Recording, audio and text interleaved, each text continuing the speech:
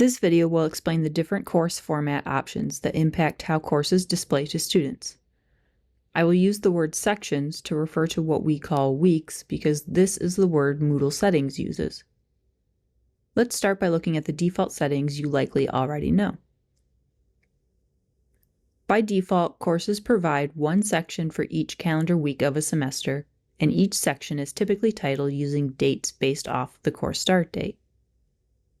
Another default setting is that all weeks are displayed on a course's main page at once and any hidden sections are invisible to students. What if you want to change any of these default settings though? Let's start by looking at the edit options that are on the course's main page. First, I will click Collapse All to make bigger edits easier, then turn editing on. I can now move sections around by clicking and dragging, and the section titles will auto-update. I can click the pencil icon to change these titles if needed. Clicking the three dots on each section gives me some other options like duplicating, hiding, or deleting. If I want to add more sections, which may be helpful for storing some hidden resources, there's an option under all of the sections for doing so. I can then expand all sections to see how my changes look overall. Please note that the collapse and expand view is only for you, so it doesn't impact how a student's view looks. To make more foundational changes that do impact a student's view via the course shell's layout or organization, we need to go to the Settings under Course Administration. Then scroll down to the Course Format options. Once I expand that, three options are revealed: Format, Hidden Sections, and Course Layout. We can see that the default settings mentioned before are selected here.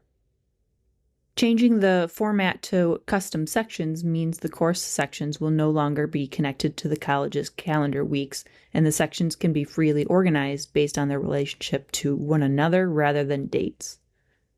We recommend leaving this option alone unless you're in the development stages of a new course, or if you're teaching a face-to-face course and want to use Moodle purely as a place to store content. The Hidden Sections options allow me to change how hidden sections are displayed in Moodle.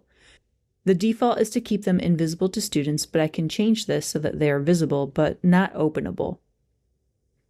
This might help students to see what is coming up in the course if you name sections based on topics rather than dates. Finally, under the course layout options, I can choose to keep all sections on the course's main page, or I can make it so that the sections must be clicked into if a student wants to view them. This has been useful in previous versions of Moodle when sections get lengthy, but the collapse feature mentioned previously does a lot to make up for this problem. I will choose the opposite of the first two options so that you can see how they change the appearance of a default layout. Once I save these changes, the weekly dates have been replaced with topic titles, which can still be edited.